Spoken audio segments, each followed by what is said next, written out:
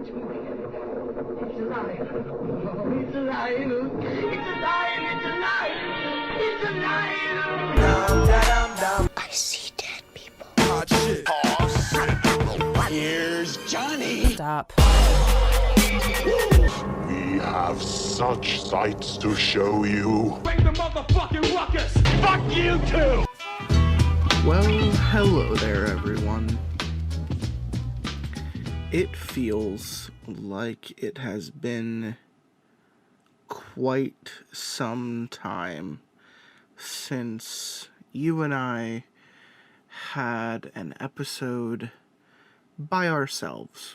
I know that the last series I did by myself was like a 3-parter about a lesbian couple inviting like a nuclear family into their house, a father, a wife, and 2 kids, a young girl and a young boy, and the young girl like goes missing like in the weird basement, and this lesbian couple like just moved in, so they're not too acquainted with anything. And then like as the days transition because of a bad storm outside and they awkwardly let the family stay with them, the partner goes missing looking for the girl, and then the main girl is convinced that the family had lived there the entire time and that she was like insane, that she was crazy, she was supposed to be like committed or something. And it was a little all over the place. It was a little crazy. It was psychological. It was like some Shutter Island shit. And I wasn't disappointed with it. I just wish at the end of the day that I was able to make a more finite decision or some type of opinion. Anything subjective to take away from how, I guess, like, just confusing some of those plot threads are. And I know that, like, you can blame a lot of my judgment on being relatively impaired, because I always am. But also, who isn't? And fuck you. Yeah, that story was okay. That story was alright. And I wanted to do something different. This is going to be a short one. This is going to be a quick one. I can already tell. And this one was a recommendation from a listener, old Danny boy. And I don't know what necessarily brought me to this episode. This story has been on my radar for a couple years now. It's definitely been logged in the library and just kind of sat there for a little while. I initially wanted to read it with Gestalt, something about the title, it drew fascination to him. And I think the idea of just something kind of banal and normal being juxtaposed to be terrifying is something great authors do, like Stephen King, the way he makes a storm drain terrifying. There is definitely something interesting, and even though I don't talk to Gestalt anymore, and we aren't necessarily friends anymore, I don't usually get into the drama of specifically who on this show I do or don't talk to anymore. I guess I kind of, like, it's episode 240. I guess I can be a little bit honest with you guys. I don't necessarily record with Sir Booberry anymore because he went through some personal stuff, and at the end of it, he asked me to delete, like, all of his episodes, and I, like, apologized to him and said, like, no, like, I'm not gonna delete something I put work into, despite the fact that he now regrets doing it. For whatever reason, it's a personal thing, but he asked me, I declined. It created an awkward situation for a little while, but we are civil with one another. We still hang out from time to time. He's just declined coming back to the show, despite how promising his last episode was. I really genuinely thought he enjoyed the last episode he was on. Again, no hard feelings towards this person in my life. I still care about him greatly. It's just, I don't think he's coming back to the show. He has made no indication that he wants to come back. And if you haven't realized, people, I'm not going to force anyone to become a byproduct of this podcast. Like, our lives come first, as I made evident with my recent hiatus due to a lot of personal stuff going on in my life. But, we always find our way back, and it's always who is able at the time. I'm able, and the stars just align in the way they do. And when they don't, things just slip away and people change. And again, there's no personal feelings there. It's just, I don't think he's going to come back. I've been trying to get Space Cowboy on an episode for a while. I've been trying to get JJ the Jet Plane on an episode for a while. I've been trying to get Lanky Lucifer on an episode. But they all are doing different things with their lives right now. And, some of them live across the country and don't have, a recording studio. So, like, I can't necessarily argue any of their situations. It's just, I don't know if they'll ever be back. And if they were to want to do it, I'd have to kind of do a litmus test to make sure their heart was in the right place. Because above all, I'm not doing this for people to show off. I'm not doing this for individual people's benefits. Like, this is a group activity. This is entertainment. This is meant to be fun for everyone. Like, if you're not gonna bring your best to it, and it's just like an excuse to hang out with me, there's a million other things we could be doing. So now I guess I will sip some tea, if you will, and broach probably the two situations that have upset me the most in the last couple years. And I'll try to be as liberal about it as I possibly can. Because these next two people I really don't have a relationship with anymore, and don't really ever want to ever again, and it's because of how things were left between us. The first was a big fight I had with Disco Dracula, and I'm not going to play his music out of lack of respect, but there was... You could listen, so, like, go back and listen to all of his episodes in order, right? And go back, like, even I'm doing it right now, and you can kind of see how he starts out as, like, a main person on this show, someone that I wanted to do this show with till the end of time. And he goes from being on, like, every 10 episodes to being, like, on every 30, then, like, a 60 episode hiatus, and then he just disappears. And that's because he, like, I'm gonna say it as liberally as I can, he hardcore simped for his e-girlfriend. And that's fine. A lot of guys who maybe don't have as much luck in the female department do kind of fall off that bridge when they're given any type of attention that they can't get from their friends and family. And that's kind of the toxic part about it, is that I considered him like a brother. I considered him one of my best friends, one of my closest friends.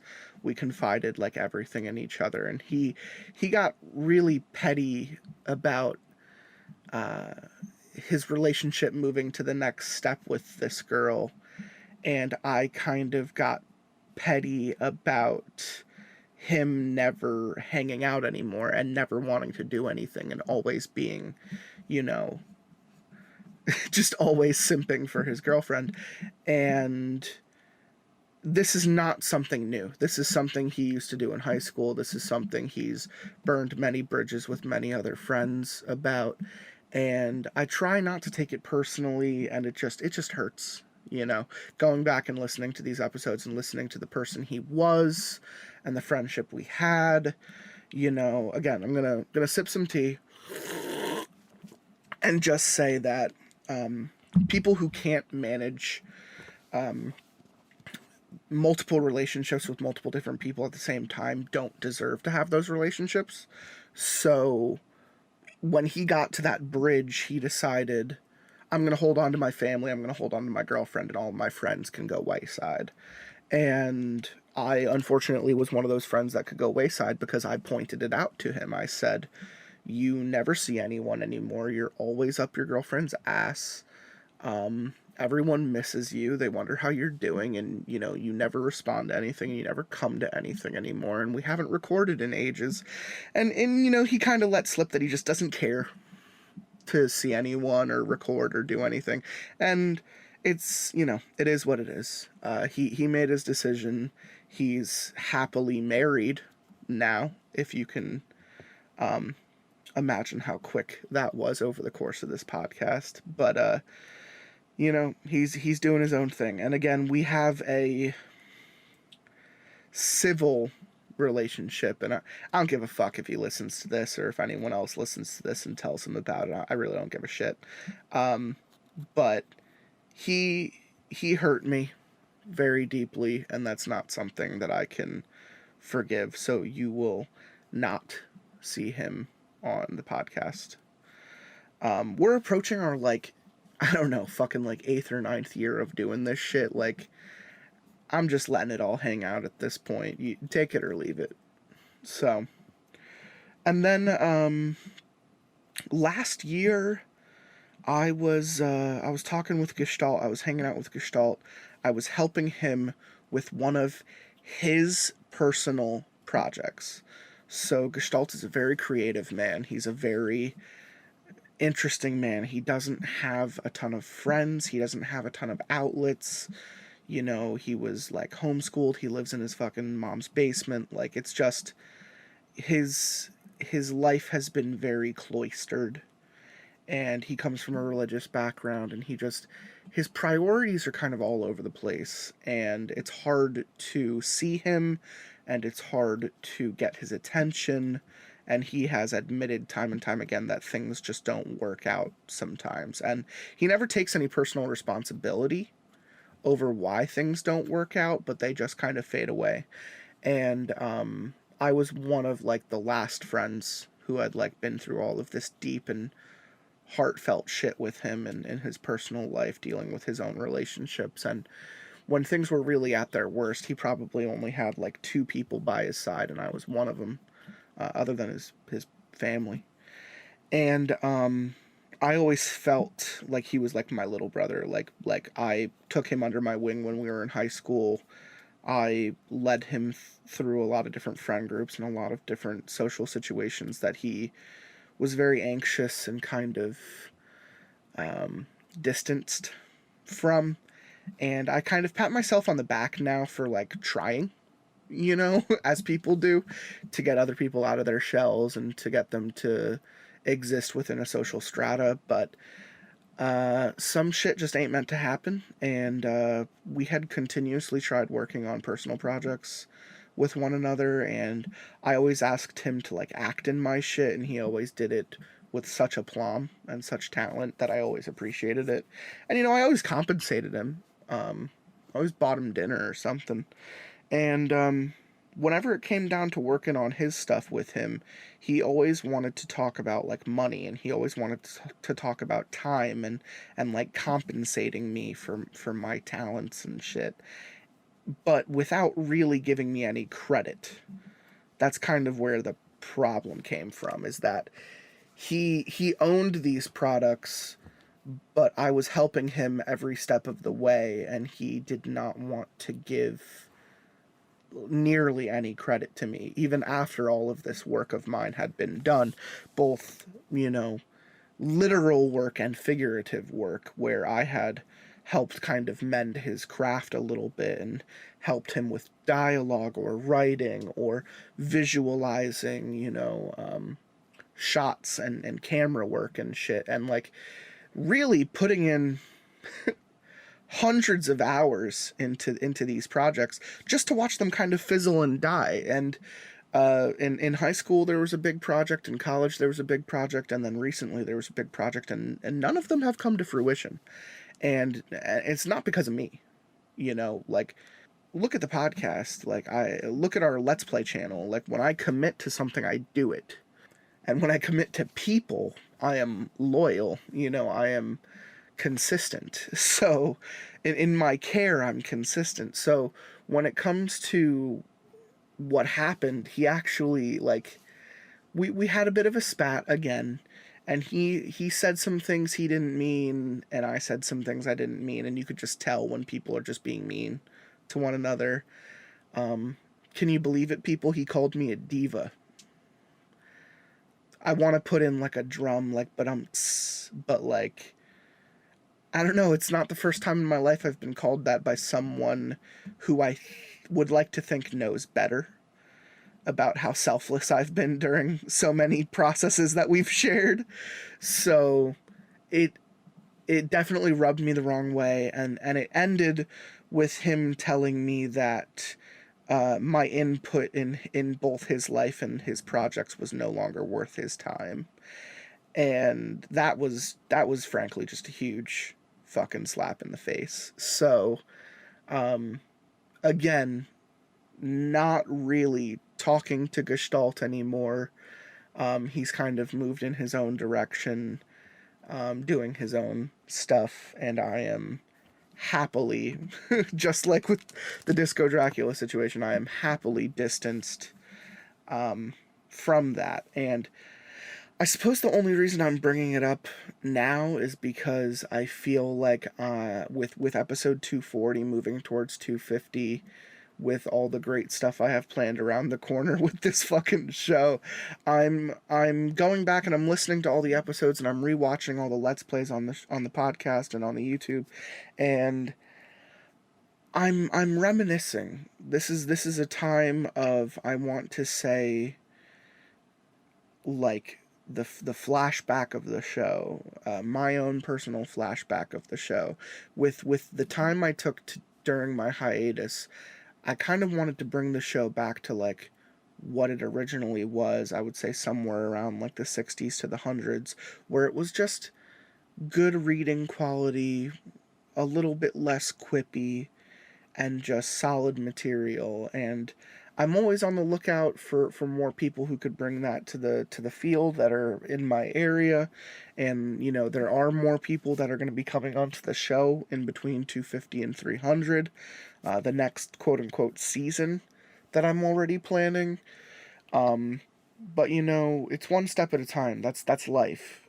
It's one step at a time, and it's, measuring the worth in certain things, both in relationships, in tasks at hand, in your workload. Like, you gotta take things with grace. And recently, just listening back over some of these episodes, man,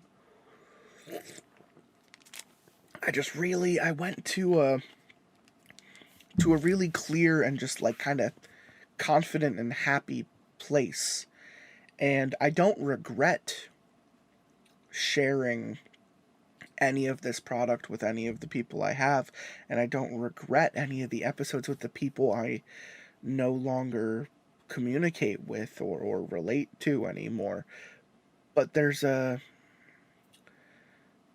kind of emptiness there that the product, the podcast, will always be kind of affected by. And I guess I'm mentally acknowledging it here at, like, 1 o'clock in the morning on, like, a fucking Tuesday.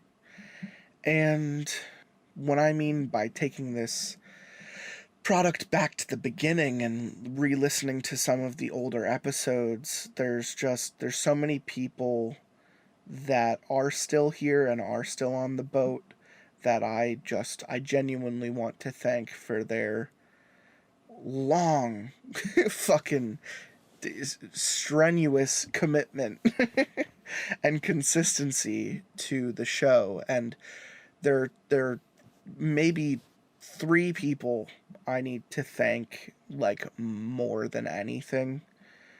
And it's not dirt in anyone else's eye, it's just these 3 people have gone above and beyond in my life recently to really help me on an emotional and mental capacity. And I wanna start by thanking my best friend, Frowns McBoohoo. He's constantly reaching out to me, even from states away, and the love is felt and the love is reciprocated, and he'll always be my best friend. There's literally nothing that could tear us apart, and we've been going strong the last, I want to say, like 13 years. So I really can't get rid of him at this point. He will always be a part of the show.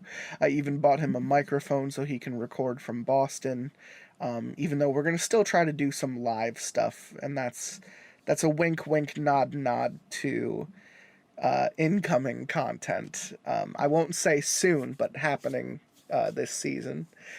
And the next person I would probably want to thank, just like in order of longevity, is Django Phillips.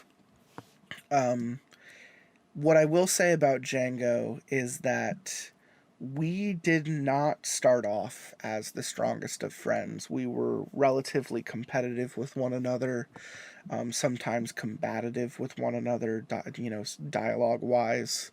And our friendship was always kind of this tenuous thing where it would come and go, it would fade in and fade out, but we always had, I would say, great times with one another and a lot of memories with one another.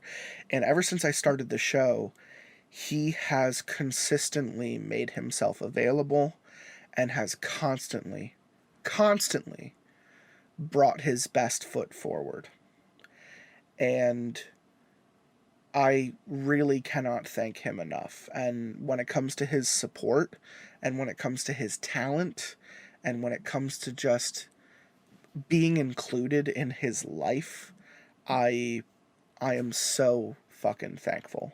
And I am thankful to call him a close friend, and I'm thankful to have him in my life and have him be a part of this podcast. The next person I want to thank is someone who has really been looking out for me over the last couple years, I would say, and I've also been looking out for him, and we've been taking care of one another, I would say, in our lower or lowest of times recently, and that's Where Am I? And he is just one of those friends who will almost, I want to say, like, almost always be there for you. And, like, it's not without trying. Like, sometimes a Saturday is just not good for him because he works and lives like 2 hours away, but he is constantly reaching out to me. He is constantly asking to be on the show. He is constantly asking to move this product forward, to take this to new places, to do new things with it, and constantly get himself on more episodes and do more things with it. And that's why I keep giving him more and more series and more longer episodes, and that's just because he is always gung-ho about doing this. And when I feel sometimes that I'm, like, alone in the passion that needs this to thrive, he comes out of nowhere like a fucking bright, vibrant sun and brings so much fucking energy, so much needed energy to this program. And I hope people can acknowledge that, because even people like Frowns and even people like Django, like, they just don't have all the time in the world, and sometimes the attitude just isn't there, and sometimes you can just tell by a recording or by an episode that they were just tired and we're just trying to get through it to get something to post. But like, even when Where Am I is tired, he fucking bounces through that shit, and he's constantly bringing his A game, and always smoking with me. He never denies to toke right before a session, and that's also something I can appreciate, because not everyone smokes, and not everyone smokes anymore, so it definitely brings some color to the show. Given some other relative shout outs to just people who have been really great lately in my life. I want to give a shout out to Mr. Skellybones for recording the Dead Space series with me, and for just hashing a lot of shit out, because he was also a very close friend with Disco Dracula, who had been spurned, multiple fucking times from trying to be friends with the guy, and we got closer because of it, because we both had been through it, and it was palpable. And we are all the closer now because of it. And I guess we found something in each other that we had found with him, and now we get that experience when we hang out with one another. And it's just always a good time with Mr. Skellybones. We were watching like all the Junji Ito anime together. We were watching tons of movies and playing games together, and it was just a good time. And you guys will be able to see that on the incoming Dead Space 2 playthrough. If it's not out already, it's coming out. And we also recorded Dead Space 3 like right after that shit. So Dead Space 3 I think is going to be coming out in the winter when we are not recording the podcast, so that I'll have time to edit more stuff for the YouTube.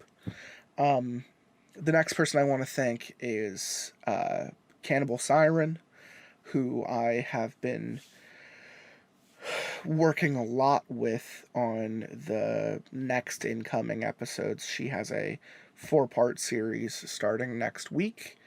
It is a fantastic little series. She constantly brings her A game, despite living 2 hours away from me, always uploading her stuff, always putting her best foot forward, and just following instructions and being constructive, and just the sweetest person in the world. We'll have to record something together sometime soon, but that's going to be up to our mutual schedules.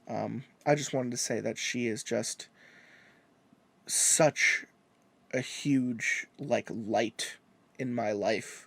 Whenever we talk to one another, it's all smiles. We just miss each other, and the energy is always there, and the feelings are always there, and she's just someone I know I'm going to continue to drag by my side for the rest of my life.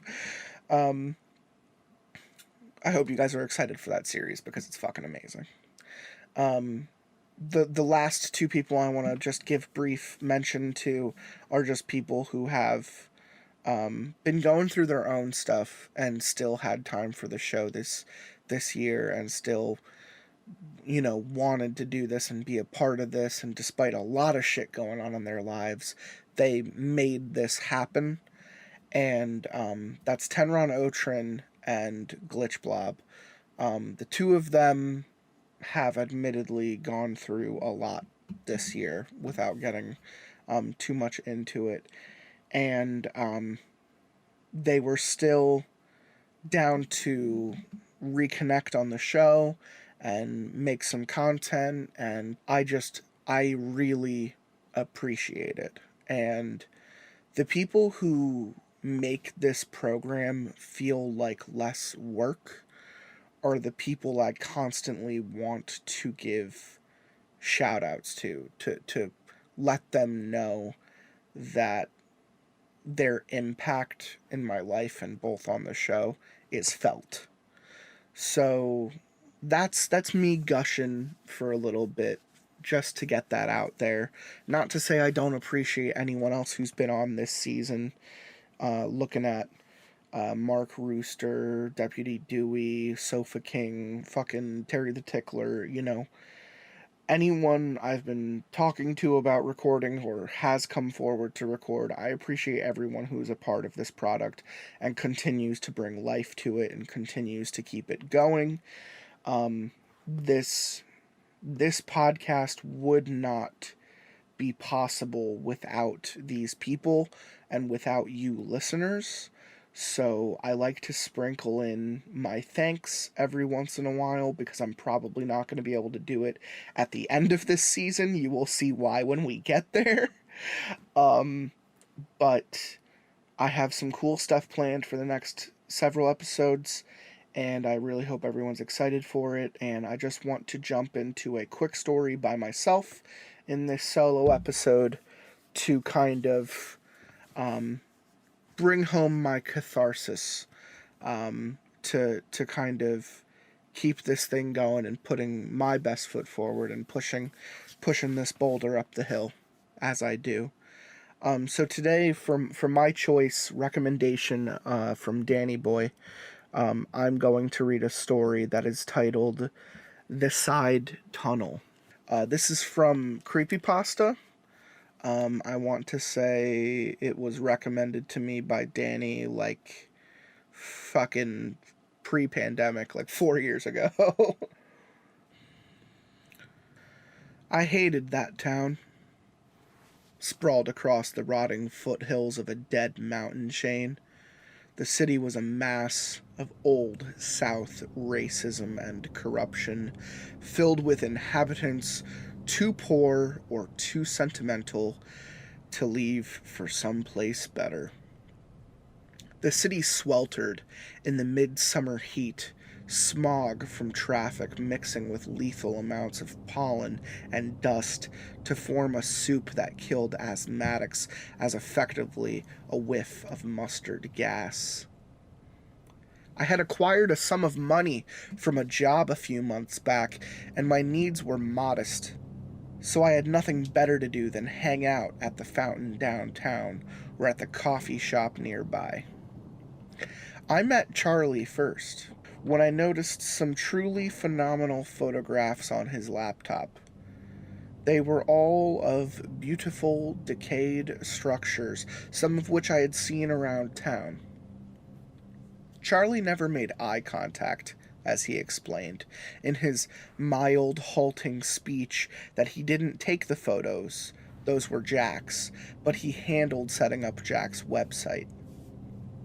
A few evenings later, I was sitting on the floor of Jack's tiny apartment, drinking beer and talking with a small group of kids that were most excited by abandoned and condemned buildings, fire hazards, and other signs of urban decay.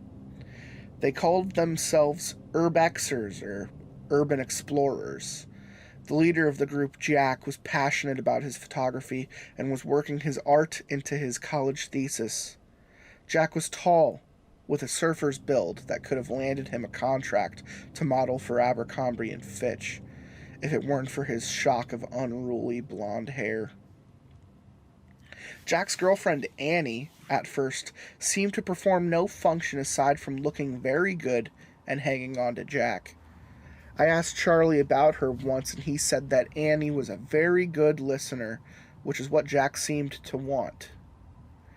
Shane was huge. He topped 400 pounds, standing well over 6 feet tall, with thick slabs of muscle overlaid by thicker slabs of fat. He was from some no-name community in the forested hills of middle Alabama, and he dressed as if he was prepping for a deer hunt. For all of his size and massive presence, he was calm and very quiet, perhaps in response to Jack's constant diatribe about the architectural methodologies of whatever. The last member of the group was Petya. She was a transplant from some formerly Soviet bloc country, uprooted from all that she knew and rudely shoved into the semi-rural Alabama soil, watered a bit and told to deal with it. Lucky for her, Petya was tough as a weed and thrived. She was short and hard, looking more like a 13-year-old boy than a 19-year-old woman. She had discovered country music early after her move and took to it with a passion that verged on neurotic, to a point that her speech was a heavy southern drawl punctuated with weird Slavic inflections. Jack's obsession was photography, specifically taking pictures of decaying urban structures. If given a chance, he would talk at great and exhausting length about the moral imperative of photographing ruins, as we owed, quote-unquote, the original laborers and craftsmen some of our attention to the artistry of their hard work. Jack met Charlie in high school. Over the next few years, the pair developed their infiltration skills and expanded their group to encompass others with similar interests. Jack seemed to be the idea man and had an uncanny talent for finding unexplored sites all over the area. Once Jack had located a site, Charlie would come up with a way to get in.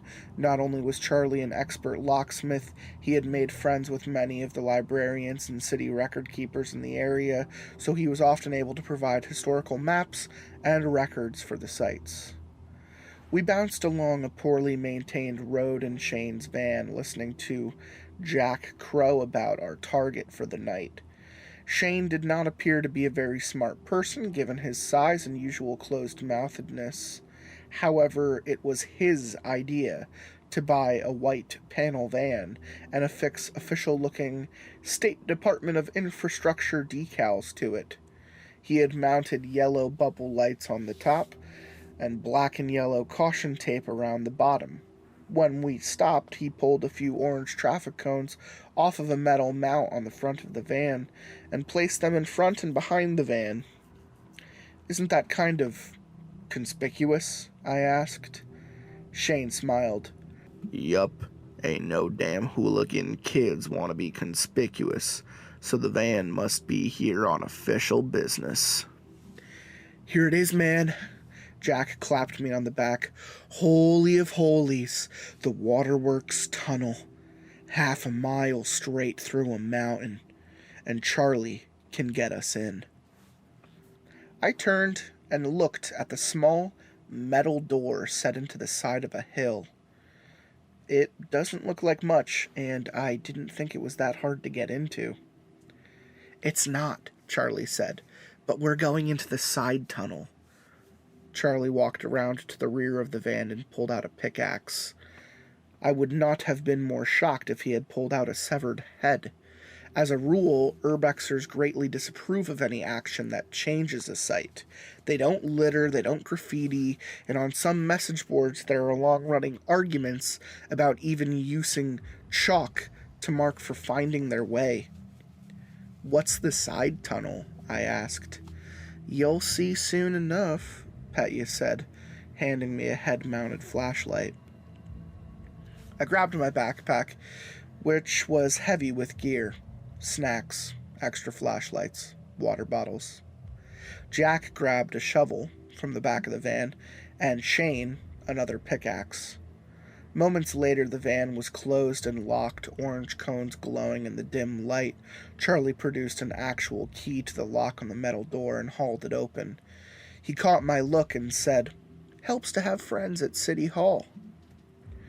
One by one, we walked single file through the door into the waterworks tunnel. Petya closed the metal door with a grunt, and the boom echoed through the darkness. The waterworks tunnel was more like every other tunnel, low, cramped, moist, with an unpleasant smell. Dirt caked the exposed brickwork, and in some places iron piping lay exposed. Back like 100 years ago, when the Dunn brothers built this thing, there wasn't a good way to get water from the Cahaba River into town, Jack said. So they bored this tunnel right through the mountain, out the other side to where the river is. The side tunnel, though... Please be quiet, Charlie said. I'm trying to count. We had been steadily making our way down the tunnel. The darkness before and behind was absolute. I had been in darker places, but the close confines were beginning to make me anxious. Jack moved away from Charlie, back to me. Anyway, like, About halfway through the mountain, the Dunn brothers got to a spot that they couldn't get through. They had to bring in heavier machinery, some kind of steam drill rig. You see how tight it is in here, man?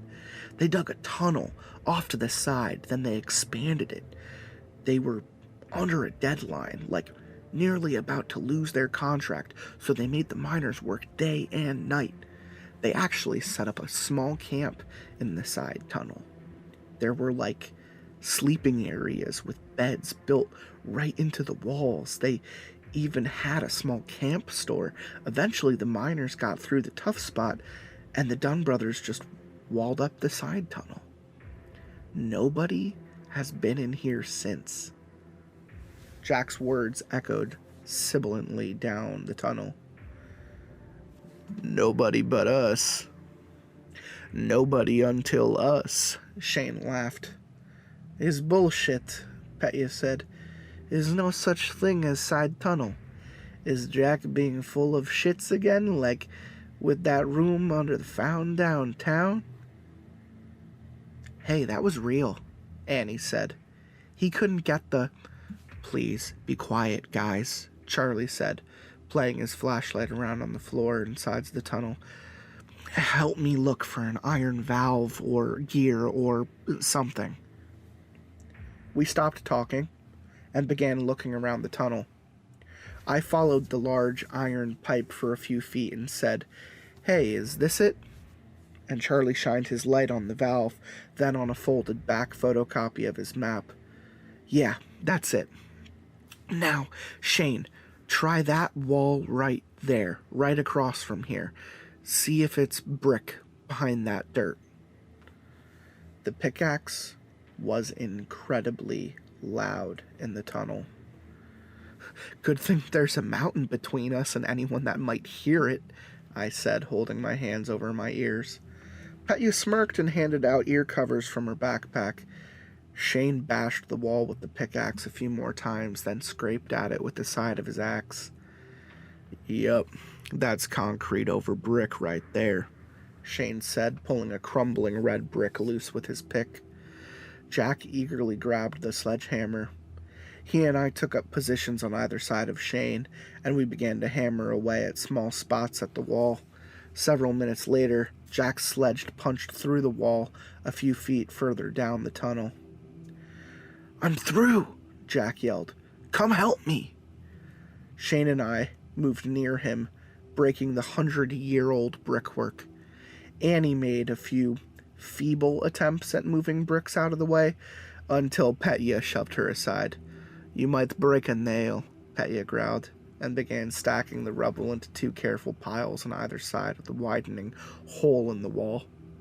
Charlie donned gloves and helped, and soon we stood before a small hole that appeared to open into another larger chamber. Charlie handed Jack the large spotlight. After you, sir, Charlie said, bowing slightly and extending his arm toward the hole. Jack grinned, ducked into the hole, followed by Annie, Charlie, Shane, Petya, and finally, me. From the other side, the bricked-over section was much larger than the small opening we had made, at nearly 6 yards across. There were a few wooden crates stacked on the sides of the tunnel, covered by dirt and dust-covered tarpaulins. The tunnel was narrow at first, but seemed to widen at some distance away. Its walls receded into the gloom, out of the reach of the small, bright beam of light cast by Jack's spotlight. Jack moved the light around slowly, illuminating the side tunnel for the first time in over 100 years. I'm going to pause real quick, take a drink, and then say the most profound thing I can at this moment. Which is, fuck all of this.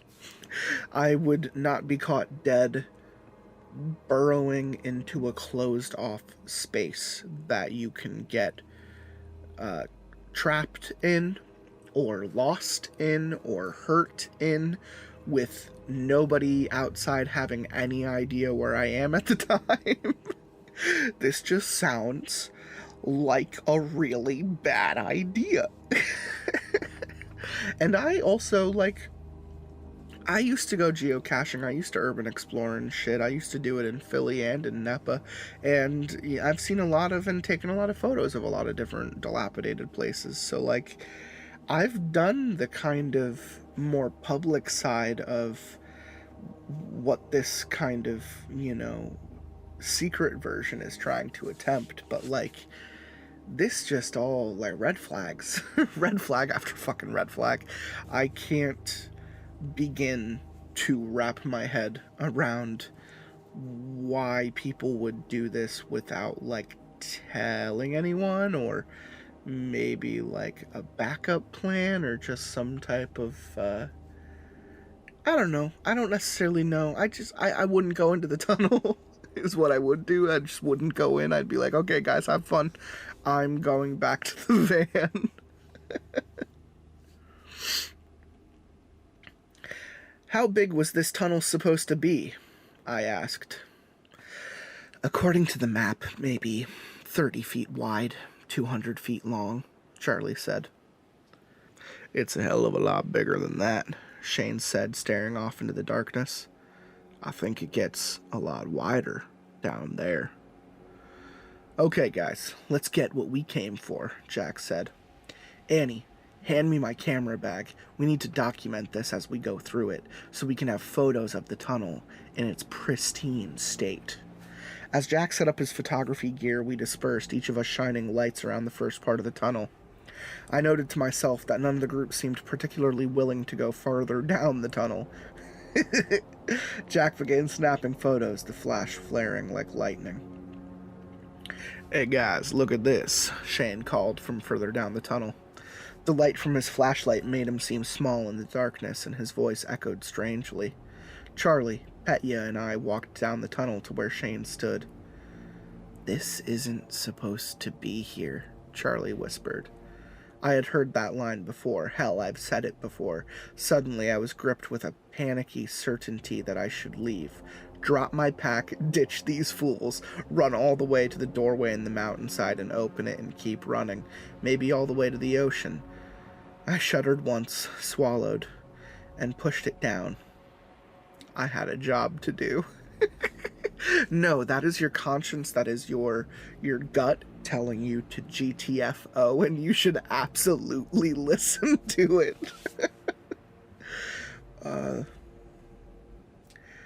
Shane was standing in front of the first building of what seemed to be an abandoned town. I counted over 8 buildings on either side of smooth dirt, quote-unquote street extending down the tunnel. The buildings were crudely finished with unpainted gray boards cracked and warped with age, but mostly whole. The cavern in which they stood was quite large, but the roof was low enough to see by flashlight.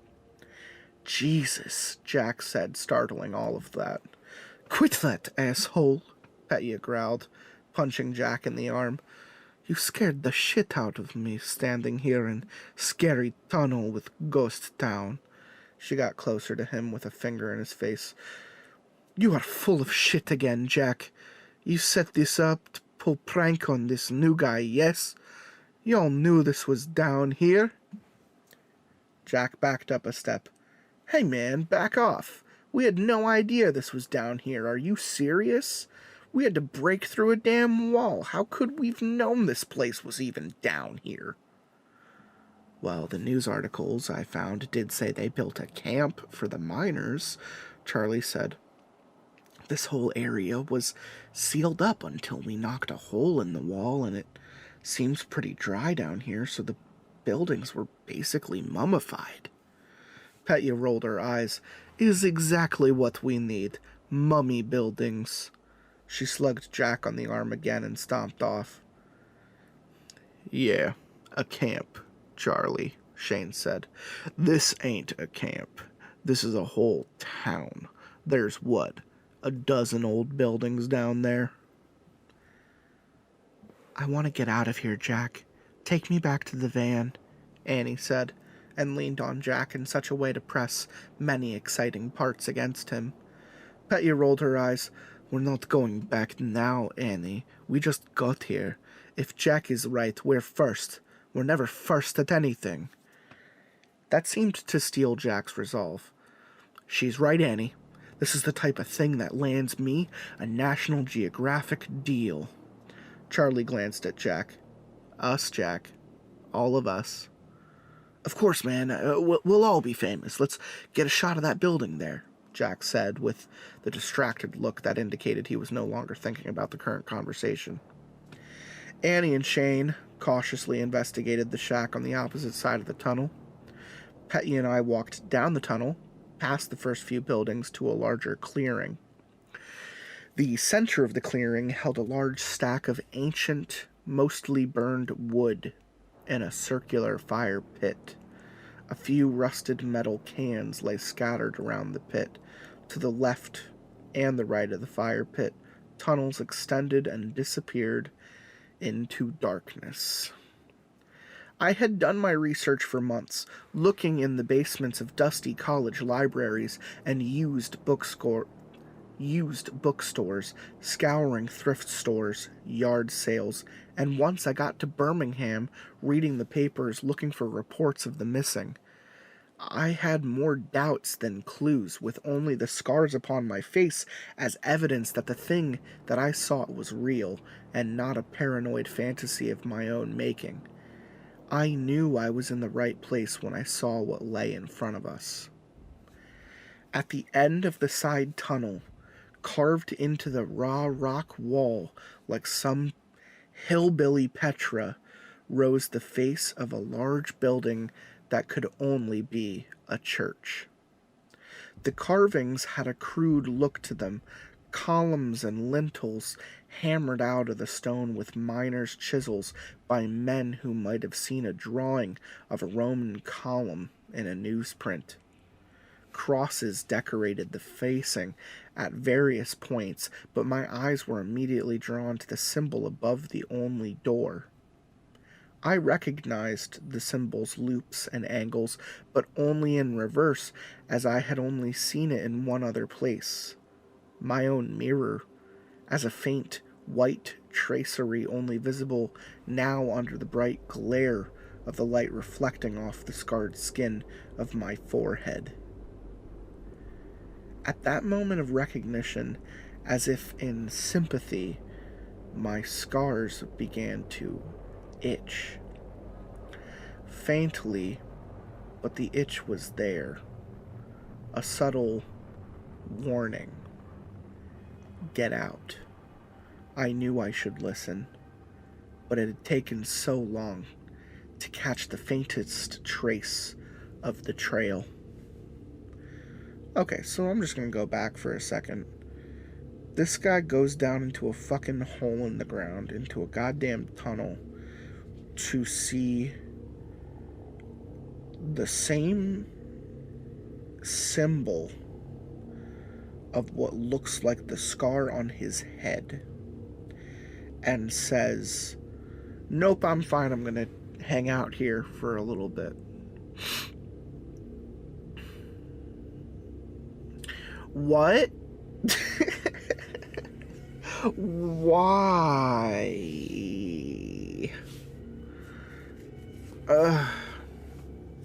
Okay. Hey, look, a cave. I wonder what's inside, Petya said with a knowing smirk. She shouldered her pack and walked into the doorway. I had no choice but to follow her.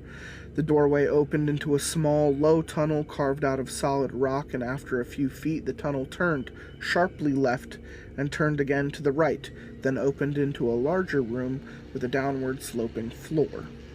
The remnants of wooden pews sat rotting silently on either side of the narrow aisle leading down to the front of the room. At the front of the room, a few large leather sacks leaned against a round structure that appeared to be an altar. As we moved closer, Petya let out a stifled squeak and stopped. She glanced at me, but I already knew. The leather sacks were, in fact, the desiccated remains of 3 people, hunched, headless, and kneeling at the altar. I stepped closer. What I had originally thought of as an altar was in fact a pit or a deep well, its bottom hidden far below. "Bodies?" Petya said. A sidelong glance at her face showed me the shocked, bruised look about her eyes. She grimaced, then shouldered her pack. "Jack will not be happy about this." Urb-exers hate finding bodies, just like I imagine like anyone fucking else. At the least, bodies are creepy and unpleasant. At the worst, they can entangle a crew in months of police investigations, red tape, and possible trespassing charges. "Let's try to steer Jack away from this for now," I said. "In fact, let's head back." Petra nodded, and we left the church, Petya glancing over her shoulder at the well. When we arrived back at the clearing, Jack was missing. Annie was furious, eyes rubbed red and raw, upbraiding Charlie and Shane. "That's rule number 1, Shane. Stick with your buddy. You guys act like I'm just eye candy. Treat me like I'm Jack's Barbie doll who can't do anything. But I've been on more crawls than either of you two in the last year. Where were you, Shane? What were you doing?" Shane stared at the ground, scuffing the dirt floor of the tunnel with his work boots. We were making out," Charlie said. "It happens." Annie whirled on Charlie. "Oh, for Christ's sake, Charlie, couldn't you have kept it in your pants for an hour? You both have jobs to do." "The same goes for you, Annie. Where were you? What were you doing? You've been stuck up Jack's ass all night, so we figured he'd be fine," Charlie said. In the glow of the flashlights, Charlie glanced at Petya and I and blushed. "Look, this isn't helping. We need to find Jack. He couldn't have gotten far. He's probably down the tunnel taking pictures. You know how he gets when he finds a good subject." We spread out. Annie ran to the entrance but saw no sign of Jack. I checked a few of the wooden structures but found nothing. When we reached the end of the side tunnel in front of the church, Charlie wanted to check inside. Petya and I just came from inside there," I said. I glanced at Petya, who shook her head. She knew as well as I that the revelation of 3 mummified corpses in the church would send the rest of the crew into a panic. "If you want, I'll run in and check. Go look in the other buildings. I'll be right back." I'm just going to pause real quick. Is Charlie a chick? Because I know, like, that could be like a unisex name.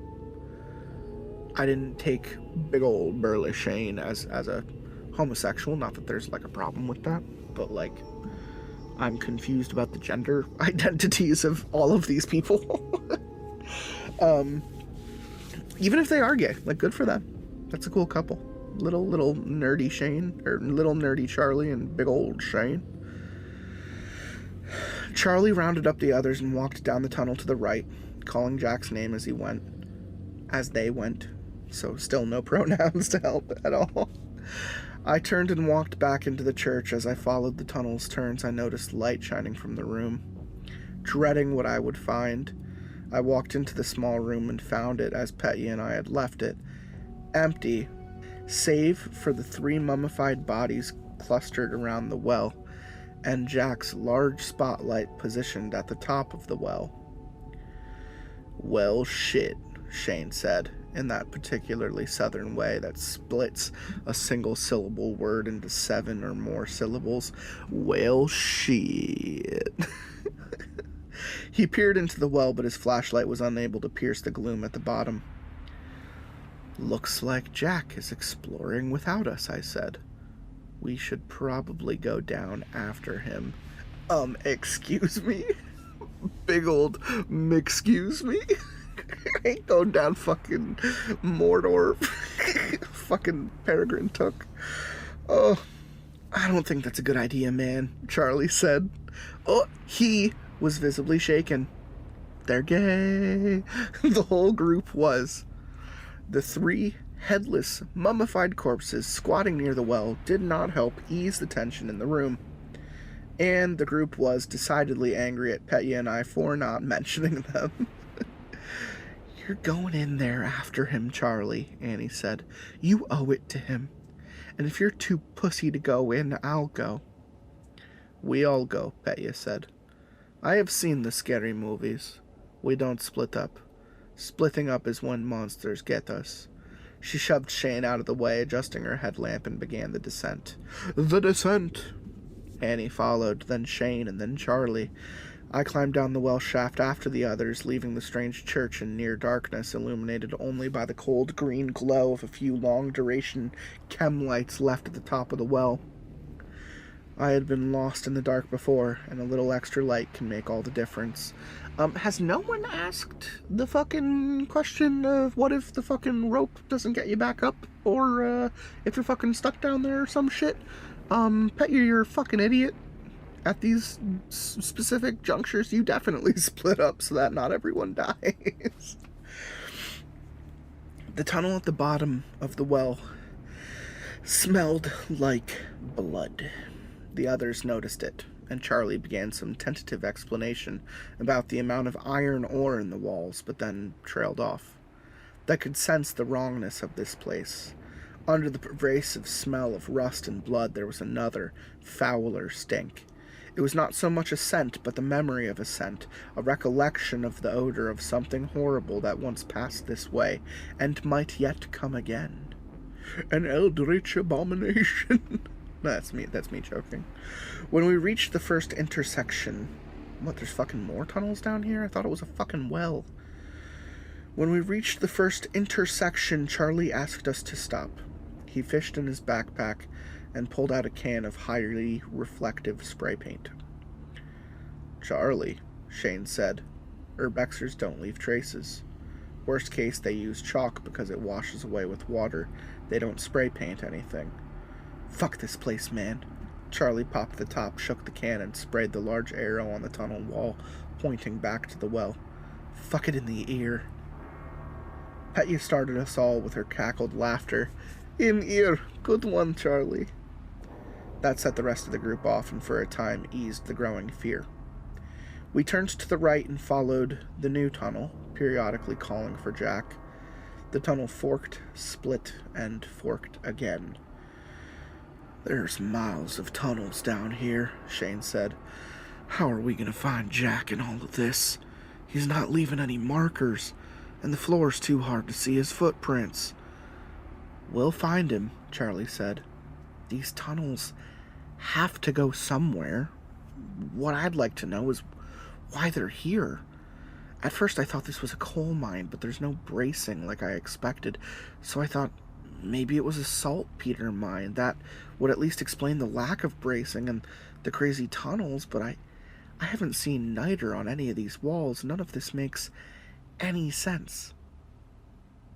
Annie, who had been quiet for a while, stopped. "Guys, I saw someone up ahead." "Jack!" she yelled and ran forward. We followed. Running in a stooped half-run so as not to hit our heads on the low tunnel ceilings, Annie called for Jack as she ran, gradually outdistancing us with her frantic pace. Up ahead in the gloom, we saw her pause, turn her head to the left, then lunge down a tunnel branch. "Annie, slow down!" Shane yelled. Even though the air was cool in the tunnels, sweat beaded his face. We heard a thin shriek, and then sobs. "Annie!"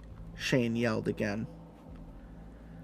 We found Annie sitting on the floor of a room, the first of its size that we had encountered.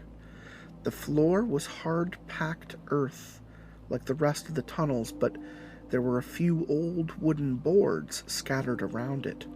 Her pack was open in front of her, and she was muttering a quiet stream of obscenities. She had removed a boot and was wrapping her foot in gauze from a first aid kit. "Sorry, guys. I tripped over a damn board. I guess I was going too fast and didn't watch where I was going." Shane and Charlie hurried over to her, clucking like upset hens. Charlie pronounced Annie's ankle sprain. "I guess we should take a rest break," Shane said. "What time is it?"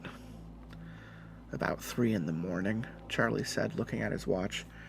"Feels like we've been down here for hours." "We should go back," Petya said. Annie shook her head firmly. "No, I'm not leaving without Jack." "Look, Annie, I know you thought you saw him," Shane said. "But we don't even know if he's down here," Charlie said. "Yes, he is. We saw his spotlight at the top of the well," Annie said. "I know, but that's just it," Charlie said, taking a bite of a protein bar. "Jack's a pro. He wouldn't come down here without us. I've been thinking, what if we have it wrong? What if he left the spotlight behind while he went to find us and we somehow missed him?" "Oh my God," Annie said. "I bet he's terrified. Someone needs to go back, leave a note or something." And as she tried to climb to her feet, her ankle turned and Shane and Charlie both caught her. "You're definitely done exploring," Shane said. "Okay. I will take Annie back to the van. We'll leave notes for Jack along the way. And Charlie," Shane looked down, "I think it's time to call the cops." Charlie blew out a compressed breath. "Jack is gonna be pissed." "Yeah, he will, but he shouldn't have run off like this. And there's bodies down here, and we have an injury. You want to keep going on these field trips, we better play by the rules." "Give us 3 more hours, Shane," I said. "If we can't find Jack by dawn, no problem. We'll pack up and head to the entrance. We'll call the cops, but I think we'll find him before then." "And call Roberto," Charlie said. Shane tightened his jaw. Roberto was Shane's ex, and they had a bad breakup, but Roberto was a long-term detective on the city's police force and could smooth things over for the group. "I know you're still pissed at him, but we need his help." Shane helped Annie up and she leaned on him as they staggered out of the room. I could tell from the set of Shane's jaw that he was pissed, but I knew Annie would make him call the cops. So, I had 3 hours, maybe less. I had hoped it would be enough time. I knew I might be able to break back into the side tunnel in another month or so, but my guess was that the site was about to become very popular with a lot of different people. I clenched my fists. I was very close. Closer than I had really ever been. I was not about to let this opportunity slip away. Okay, another quick pause. The narrator 100% has some ulterior motive here. Like I said, some Shutter Island shit that just isn't being brought to the surface. I don't like that. I don't like unreliable narrators. I don't like when we're kind of put in a corner like this and we don't have any contextual answers, you know? And now the group is like split. Like it's really fucking split. And it's probably just gonna get worse. I stood up, dusted off my jeans, and gathered the few items I had pulled from my pack. Time to find Jack. There's a lot of branching tunnels down here, so remember to mark them, Charlie. I think we missed a few when we were running after Annie. I turned to Petya. You're the best mapper we have. Do you have any idea of where we are? Yes, Petya said. We're about half kilometer from the well, in pretty much straight line from there. Plenty of places for Jack to be. I say we do maze logic. Pick right-hand wall, follow it until it ends or loops back. We go for 90 minutes. If no Jack, we head back to well. Surely we'll find him before then, Charlie said. It's after 3 in the morning. He has to be tired. There couldn't possibly be anything that interesting. Charlie stopped, turned his head. Then I heard the screams. Mentally, I was prepared for this. I knew that I had made a conscious decision to lead these kids into a trap and to use them as bait. Wiggity wiggity, what? What? I don't like this anymore. I rationalized that by putting a few people at risk, I would be ultimately protecting many more. I knew that was just rationalization.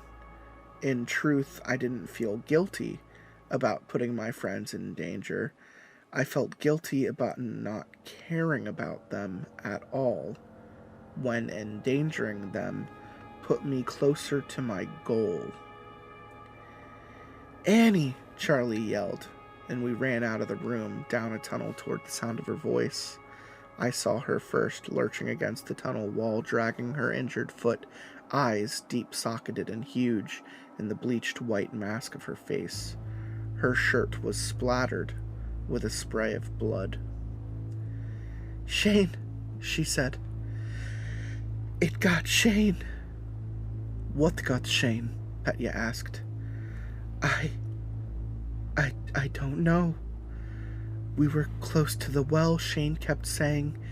He heard something walking behind us, but when we looked, there was nothing there, so we kept walking, and then there was something there, and it took him." Her face crumpled in grief. "It just pulled him right out of my hands. I don't know if he knew what happened. His face, he looked so confused." Petya took Annie's hand, and Annie clung to her, sobbing. I knew with the pack on the tunnel floor. I knelt with my pack on the tunnel floor and rummaged through it. When Charlie saw the gun, he stepped back a pace. "Jesus, fuck. What the hell is that thing?" "It's a shotgun revolver, 6 chambers, all loaded. If you have to use it, be really careful. It's got no safety to speak of." The gun scared the shit out of me. It was huge, making Dirty Harry's Magnum look like a squirt gun. It was heavy, unwieldy, and hurt like a bastard to fire, but it was shorter than a shotgun and took shot shells, which was useful, as I had hand-loaded every shell. I had no idea what might kill or even hurt the thing I hunted, but I had my hopes. Buckshot, mixed with either rock salt, silver shot, gold shot, mercury, garlic, or finally, communion wafers and holy water. If that didn't work, I had some hollow point, solid rounds that I could use on myself if it came to it. I pulled out 2 long hunting knives that I had hand-silvered. "Why would I have to use it?" Charlie asked, pushing his glasses up and blinking rapidly. "In case the thing down here with us gets me before it gets you." I handed the 2 knives to Charlie and Petya. "Careful with those 2. They're sharp." I electroplated them myself. "Will they work?" Petya asked. "I have no idea," I said. "I picked most of this stuff up by watching Supernatural reruns. I'm making the rest up as I go along." "We are so fucked," Petya said and shook her head. I'm gonna drink to that real quick.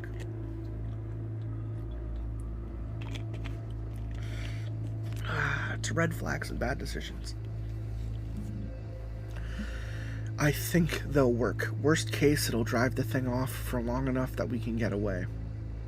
Annie, who had been very quiet, looked up at me. "You knew." She lunged forward and punched me hard in the side of the face. I fell back and cracked my head on the tunnel wall. You knew something was down here, you bastard. You let us all down here as..." "Bait," Petya said, and sighed. She stood up from her near crouch and eyed me with contempt. I got up, rubbing my throbbing head. "Look, I've been hunting this thing for a long time. It's killed people, and it's my fault. I let it out, so it's my responsibility to take it down. "And you're the one with the gun," Charlie said. "Right. I'm the best chance any of you have of living through this, and I think that if there's anyone with a chance of hurting this thing, it's me." I stood and put the gun into a holster and put 2 moon clips into each my jacket pockets. I shouldered my pack. "Let's go. Annie, take us back to where it got Shane. Everyone stay behind me." I pulled out the gun again and we started walking back down the tunnel toward the well. The trek back was far worse. Charlie's markers glittered like cat's eyes in the distant gloom, and we all kept seeing shadows at the corners of our vision. Twice I nearly wasted ammo on a slight imperfection in the tunnel wall. The weight and bulk of the shotgun pistol made it extremely uncomfortable to carry for any length of time, so I eventually settled for keeping it holstered, pulling it out any time I thought I saw something. We could see the handholds of the well when we reached the area where Shane was taken. There was a great deal of blood splashed on the wall, and more trailed off down a tunnel that forked off from the main one. "There's the well," I said. "You 3 take the knives, climb up, and get out of here. Call for help. I'm going after the thing that got Shane." "I'm not leaving without Jack," Petya said. She looked at Annie, then looked away. I remembered the way Petya looked at Jack when she thought nobody was looking. Fair enough. "I think we all know Jack's not, Jack didn't make it," Charlie said, wiping his eyes. "But I'm not going without Shane, or at least finding out what happened to him." He turned away, weeping silently. "We're coming with you," Annie said.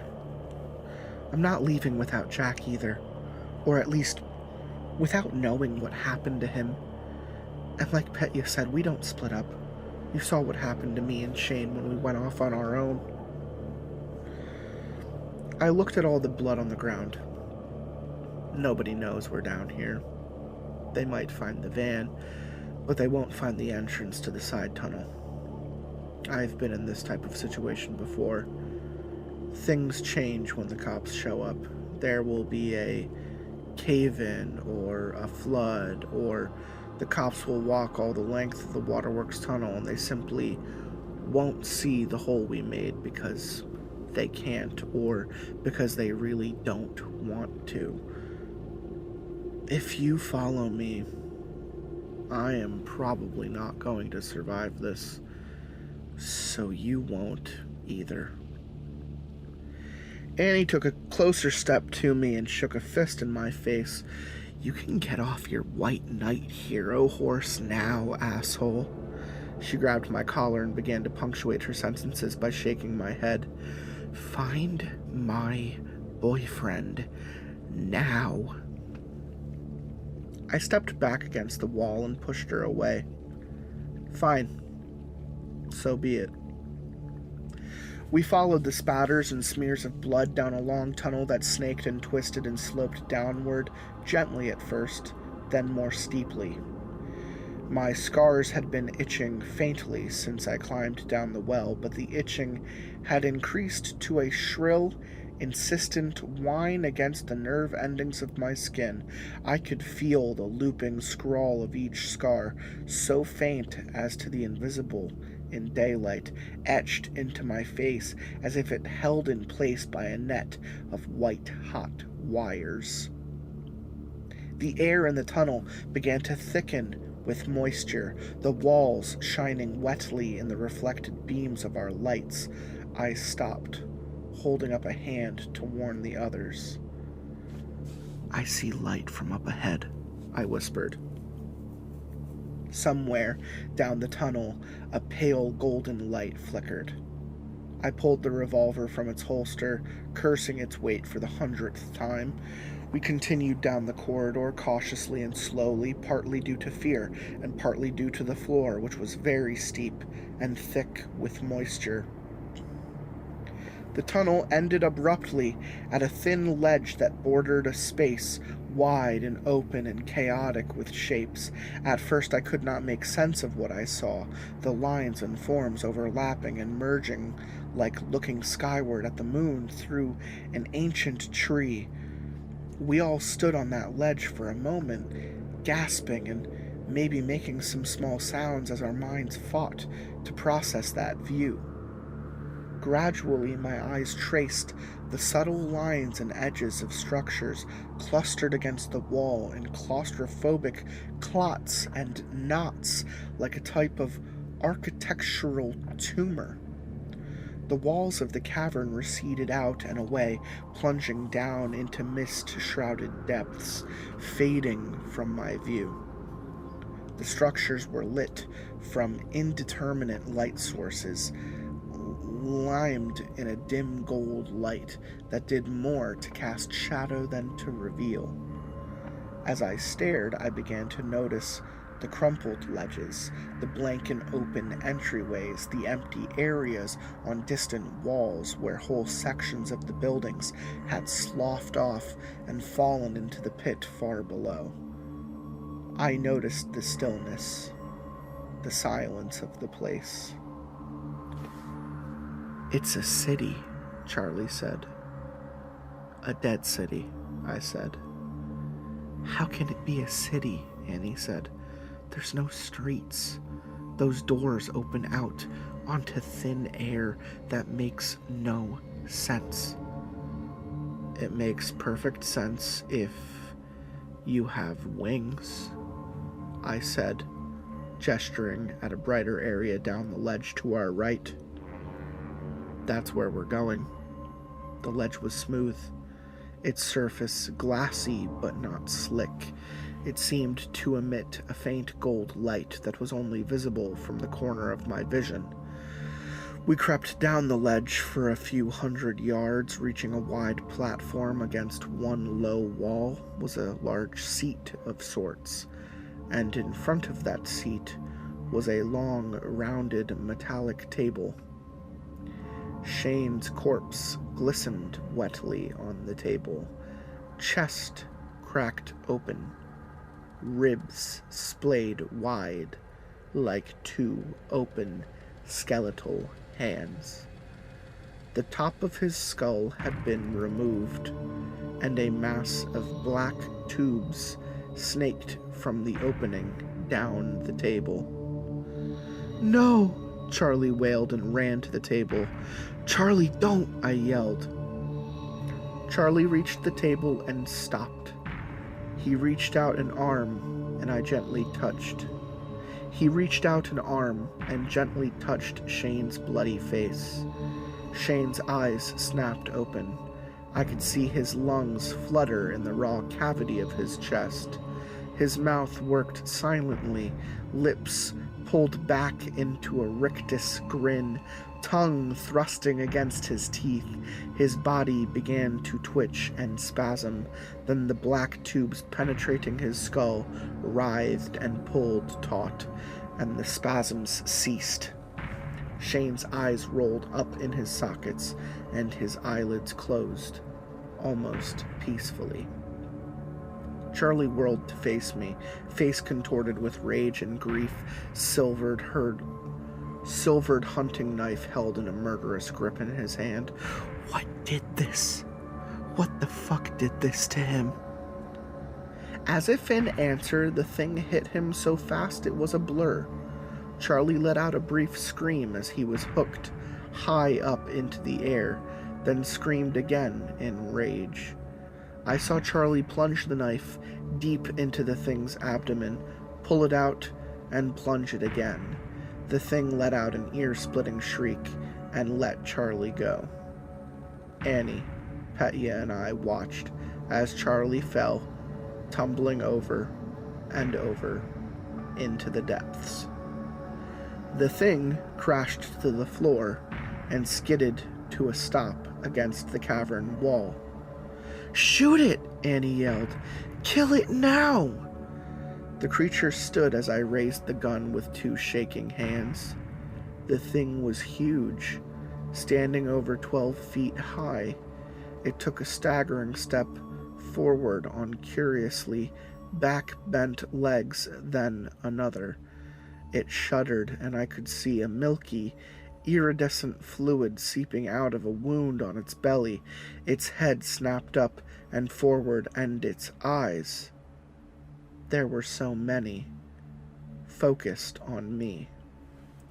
I felt a disorienting tilt in my perspective, as if I were seeing myself and the room and Petya and Annie and the creature all at once. I felt a curiously mechanical ticking and felt that the size of the thing was a mistake. It was much, much larger than it appeared. The creature spread its wings, 2 or 4 or 6, feathered and broad and black and leathery, tipped with hooks and talons, and flapped them once.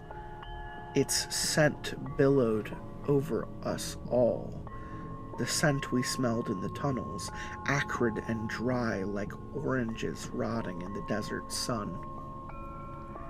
It came closer to us, and I felt it outside my mind, a pressure that was immense and cold and horribly, inhumanly logical.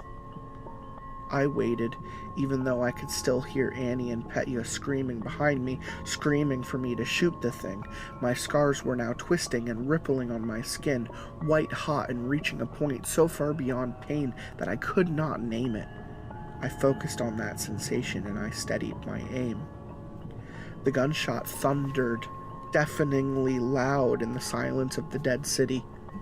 The shotgun revolver kicked viciously in my fist, and I nearly dropped it. The creature had closed nearly half the distance between us. It stopped, and some of its eyes seemed to blink. One of its wings seemed to droop, and I saw that my first round of rock salt and buckshot had punched a small, ragged hole through its leathery membrane. I braced and fired again, and the creature recoiled with a scream as the silver shot ripped open a jagged swath across its chest, and I fired again and was rewarded with another scream. It was so close that its stink was suffocating. I fired again and again. The thing was reaching out for me with so many arms, its wings fluttering so fast they were a blur. Then it had me. 2 of its arms clutched me around the waist and pulled me up and close. 2 more arms reached up with taloned hands, black and scaly, crusted with impossible jewelry, and clasped both sides of my face. It turned my head from side to side, almost gently, and then looked deeply into my eyes. Of the many things I saw in those huge, golden orbs with their rings within whirling and spinning rings, the worst was recognition. The pressure outside my mind intensified, and I felt a snap, like a green stick fracture from a short, sharp fall, and it came flooding through. It spoke to me then, not in words, but in a purer, older style of communication. It thanked me for bringing it more meals, and thanked me even more for bringing it information about the world from which it had been away for so very long. It promised that I was its favorite, and I would be rewarded in some incomprehensible, impossible way. I felt a deep and loathsome love welling up in me for the thing, as a dog would unconditionally love its master. Then the creature screamed, shrieking in real pain, and it was gone from my mind. I felt it recede like a tide and missed that presence, hating myself for feeling so. I fell to the ground in a heap as the creature stepped back, arms raised to its head. Petya had leapt upon the creature's back and was stabbing her long, silvered knife deep into the creature's eyes. The thing scrabbled its many taloned hands at her, leaving deep scratches on her arms, but she dodged and kept plunging the knife into the thing's eyes, and finally, with a deep, guttural bellow, she slammed the knife with both fists deep into the center of the creature's skull. The wings stopped fluttering, and the thing toppled forward to the floor. Petya untangled herself from the thing's bulk and half stumbled to where I was sitting. Her face was ashen, and she held one arm with the other, blood oozing from long scratches on both. Annie shook herself and ran to Petya, dropping her backpack, and pulled out the first aid kit. Neither of them looked at Shane. Once Annie had bound the worst of Petya's wounds, Petya stood up and walked over to the still form of the fallen creature. She kicked it savagely once in the head and stopped to remove the knife. "Leave it," I said. She turned to look at me. "I think it's better off where it is." "It's dead. I killed it," she said. "For now, but it might not be later, and that knife might postpone later for now, for long enough. It's time to go." Annie gestured at Shane's body. "What about him? We can't leave him here." "I know we can't," I said, "but none of us have the strength to carry him out, and we don't know if that thing is going to wake back up or if there's more of them." And that seemed to motivate Annie and Petya. Annie packed up her first aid kit, and we left the dead city by way of the tunnel from which we entered. I thought I saw the dim golden light growing fainter as we left, and that made me feel a slight bit of hope. The walk back to the well was long, far longer than I remembered. The lower tunnel floors were sloped upwards and slick, and Annie and I both fell at least twice, which did nothing to improve my headache or Annie's sprained ankle. Petya had lost a shoe in the fight and had kicked off the other one before leaving the cavern. I thought about that shoe a lot while walking out of those tunnels. I wondered what some future explorer would think upon discovering that platform in a dead city of angels, and on that platform the creature's corpse and a single shoe. When we reached the well, I realized something had changed. I could see light at the top, much brighter than the few chem lights I'd left behind. Annie saw the light and began to shout for help. A familiar voice sounded down the well from the top, and a silhouette of a head blocked the light. "Annie? What are you doing down there?" Jack yelled. And after much hugging and crying and kissing and a fair amount of punching, we got out of the wall and back to the entrance of the side tunnel. Petya was unable to climb due to her injured arm, so Jack and I helped her get out of the well using a Swiss seat he fashioned out of a rappelling rope. Annie was able to climb out of the well on her own, putting minimal weight on her injured foot. According to Jack, he left his spotlight at the edge of the well as a light source for some incredibly amazing photographs. Midway through, the cheap Zeiss lens somehow fell off his camera, shattered on the stone floor. In a panic, he ran to the tunnel entrance to find a replacement, only to realize that he had left his case of spares back at the van. Thinking he wouldn't be long, he ducked out of the waterworks tunnel and ran back to the van. "Yeah, man," Jack said. "This was totally stupid, guys. It was dark, and I was in a hurry to get back, so, I got my spare case and then shut the back doors and locked the van and, ran around the side of the van. You know those big mirrors on that thing that stick out 3 feet on either side? Yeah, I clocked myself big time on one. I think I tore it off the mount. Anyway, that, knocked me totally unconscious. I woke up maybe a half hour ago with a killer headache. My face was all bloody, and it was light outside, and I didn't know what the hell was going on. I got my shit together and came back down here, but couldn't find you guys. It's spooky as shit down here when you're alone. I was about to freak out until I heard some noises coming from the well, and then I was really gonna freak out." He paused to take a breath and a sip of water from a bottle. Man, Shane's gonna be pissed when he sees what I did to the van. Hey, where is Shane? Where's Charlie? Jack wanted to go back immediately. Neither Annie or Petya would allow it. He swore he was going to get a group of people together to find Shane and Charlie, or at least their bodies. He said he would call in every favor he was owed, do whatever it took. His first call would be to Shane's brothers, both of whom were even larger than Shane, and both of whom owned enough firepower to take over a small country. I agreed and promised to help, but I was already planning to slip away as soon as I could. Jack's search party might find the side tunnel, but the entrance would be collapsed. Or the tunnel would be there, and even the buildings inside, but the well would be full of dirt, or simply missing. No amount of drilling or explosives, or ground-penetrating radar would ever uncover that dead city. Annie and Petya both hugged me, to my surprise, as we stood in the parking lot across from Jack's apartment. I shook Jack's hand and promised to call him after I got some rest.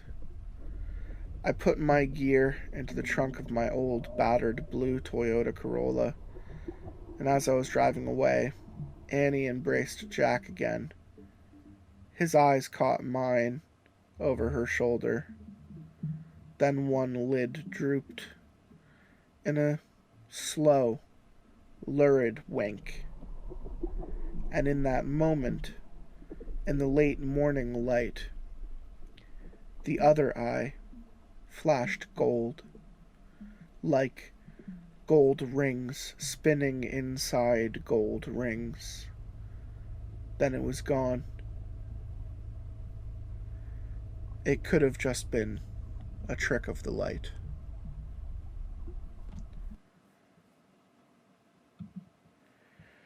Wow. What a killer fucking story.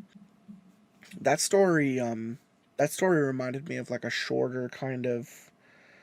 It really did remind me of like a Supernatural episode at the end of the day. A little bit of The Descent, a little bit Lovecraft. What was the story I read with Dr. Ankenstein? The one about the sewers in Ireland. The Kelpie. The big old monster horse thing. Very similar vibes, like sewers and tunnels and monsters and shit. And I love that. I live for that. I love creature features. I love the prospect of engineering a monster in today's like world, because there's so many things that have changed about like fear and scariness and horror.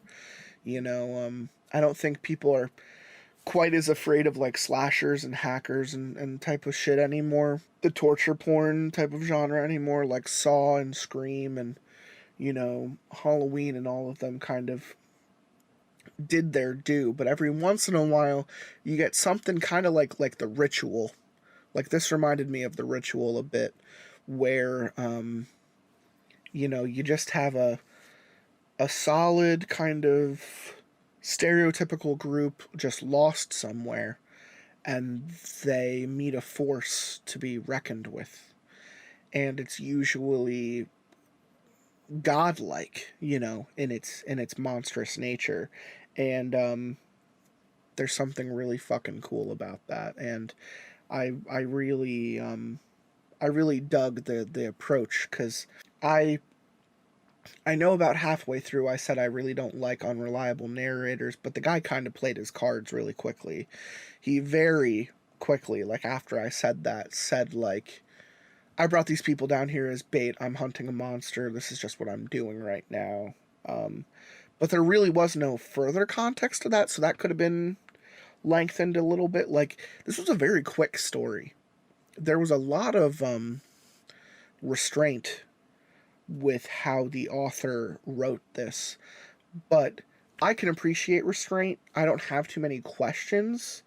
The ending felt very like Annihilation to me, like you know, that kind of wry wink wink to the camera that things aren't the same as they were in the beginning, which we were already like aware of. Like, if you were to ask me if Jack's story was plausible in literally any fucking way, I would have said bullshit like on the spot. You know, if there's any way to test that, you know, maybe open up one of his like rock salt buckshots with silver and holy water and shit, and just kind of like toss it at him, you know, cut it open and kind of like sprinkle it on his head real quick and see if he fucking burns. I don't know. There's no real there's no real test to be done at that moment in time. Like, the sun was already up, so I I don't necessarily think this thing was a vampire or like an eldritch god. He used the term angel, which I find incredibly interesting. Um, but this thing was like feeding on Shane's organs and shit. So I don't necessarily know what's like old school biblical about any of that, because uh yeah, I don't remember, you know, the book of Genesis explaining that angels fed on people. You know, it just, God might have missed that part when he described it to any of the authors of the Bible. So I'm leaning towards like towards vampire, like old school vampire type of monster, like Lovecraftian, like, you know, it's hard to say like eldritch god because it got stabbed in the head and died. Like, there's something very Shoggoth about it with the eyes and the wings. You can tell this person has read at the Mountains of Madness, because the way they describe the dead city is very similar, like, you know, inhumanly not man-made, you know, kind of structures, only explaining them in the logic of a being beyond human. The kind of madness that comes from looking at something like that. The way they kind of dissect humans, that happens in Mountains of Madness as well. So we'll have to read Mountains of Madness on this show at some point, because I keep bringing it up. I just think it's such a long story, and it really doesn't, because it was written in like the fucking early 1900s. I want to say like somewhere around like 1920 to 1930. It was like in a magazine. Um, it really doesn't. It really doesn't carry over to today's like mainframe infrastructure of how fiction or like horror fiction is really written nowadays. There's a lot of information and a lot of suspense, with very little payoff. Like, even the ending of the story is just a cliffhanger about the psychology of mankind. So it's something I reference a lot. It's something I want to read. I don't know if we're ever going to get there. Part of me doesn't want to give Lovecraft, like the person, any kind of like huge shout out, because he was a piece of shit type of person. He was very racist, very misogynistic. Um, but there's no. I try to distance myself from judging the person and judging like their talent. Um, I try to let that kind of subjective opinion squeak in on the objective opinions from time to time. So maybe that will be something we read, somewhere going from 250 to 300, or maybe I'll read it even sooner if I find the right person to read it with. I don't know. That feels like something I might read by myself. Depends on if I find the right person who would be interested to read it, who maybe has never read it before and wants to know where, like, a lot of these bigger, you know, more popular things nowadays come from, and where their inspiration comes from, like Alien and The Thing. You know, a lot of popular UFO trope heavy fiction, X-Files and stuff, comes from Mountains of Madness. So, this story was good. I always kind of trail on a little too long when I talk about my review for things. This was very well written. It was interesting. It was fun. It was short. It was to the point. I'm going to give it an A for effort and not much else. So I hope everyone else enjoyed this. Go ahead and leave comments, likes, subscribes, follows, whatever that bullshit. Or don't. And, just have this be the only episode you listen to. And never fucking listen to another one ever again. That's your decision. I leave that up to you. We are about to begin a new series. I know I just finished the last series with Where Am I? We're now bouncing into a new series with Cannibal Siren that will be coming out next week. So I hope everyone is really excited for that, because I am. That shit is going to be so awesome to listen to. I'm very excited for what Cannibal Siren and I have to bring to the table starting next week, and the like bi-weekly episodes that come out, because it's every other. So we'll break up the monotony of that story with smaller individual stories, but that big series coming out next over those 4 episodes are really going to be something cool.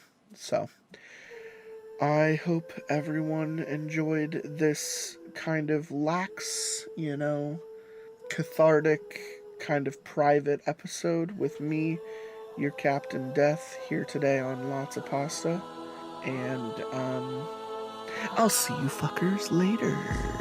I wait till the day's end when the moon is high and it'll rise at the tide with the lust for life out. A massive army of a heart is a horde, and then we'll look across the land until we stand at the shore. I'll wait till day's end when the moon is high and then I'll rise at the tide with the lust for life out. A massive army of a heart is a horde, and then we'll look across the land until we stand at the shore.